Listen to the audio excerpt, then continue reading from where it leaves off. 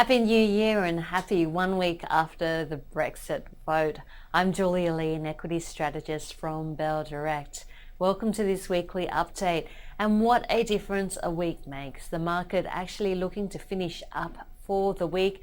A lot of that, though, probably based on short covering around central bank easing expectations. And indeed, we've heard the Bank of England governor coming out to say that he sees that conditions have deteriorated and that he would see easing by the summer. So altogether, expectations around more easing from that record low interest rate of 0.5% in Britain, as well as extra stimulus expected to come through from the Bank of Japan, helping to hold up equity markets.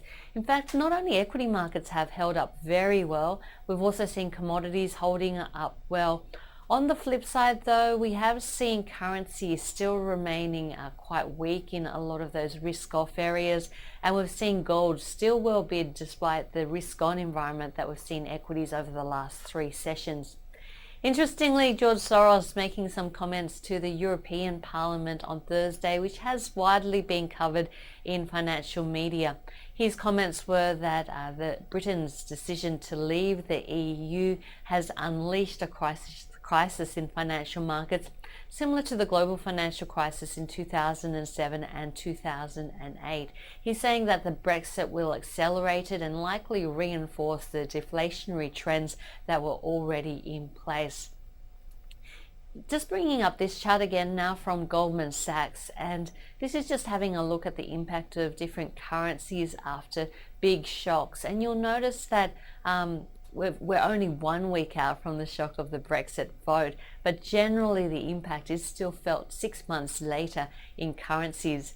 Moving on to UBS, and UBS strategists also looking at Brexit and what it means for the Australian share market. They're big fans of higher beta as well as sustainable yield, and say, look, the banking and the consumer discretionary sectors look quite interesting.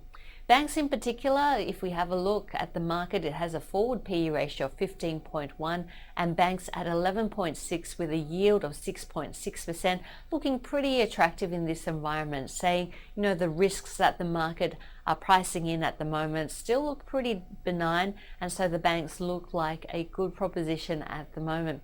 One other interesting chart from the equity strategists at UBS is the iron ore chart, saying that iron ore prices have remained relatively stable, and if these prices persist, iron ore stocks remain pre-upgrades. So you could see some upgrades coming through for those iron ore miners on the Aussie share market.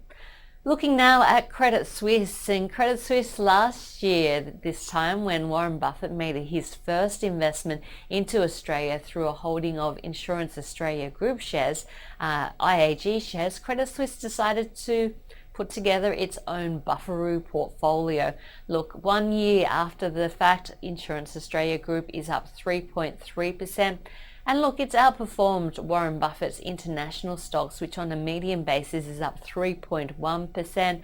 But Credit Suisse's portfolio has underperformed in the past year with a drop of 0.6%. But, that still beat the market performance, which was down 2.2% in that time. Look, they rebalance this portfolio once a year. So this time around, they're keeping Caltex, they're keeping Lendlease, but they are buying up Adelaide Brighton, Flight Centre, Insurance Australia Group, Perpetual, and getting rid of all the other stocks that were previously held in the portfolio. So if we have a look at this new portfolio, it has a PE of 14.2 compared to the market, which is on a PE of 16.8. The portfolio having a total return on equity of about 17.3%, all on a historical basis. So there it is, the week after Brexit, and the market's not looking too bad. The big question for traders is this a dead cat bounce on the back of expected central bank easing? And if that central bank easing doesn't flow through, are the markets strong enough to continue this upward move? That's it from me this week. Hope to catch you next week. I'm Julia Lee from Bell Direct. Have a great weekend.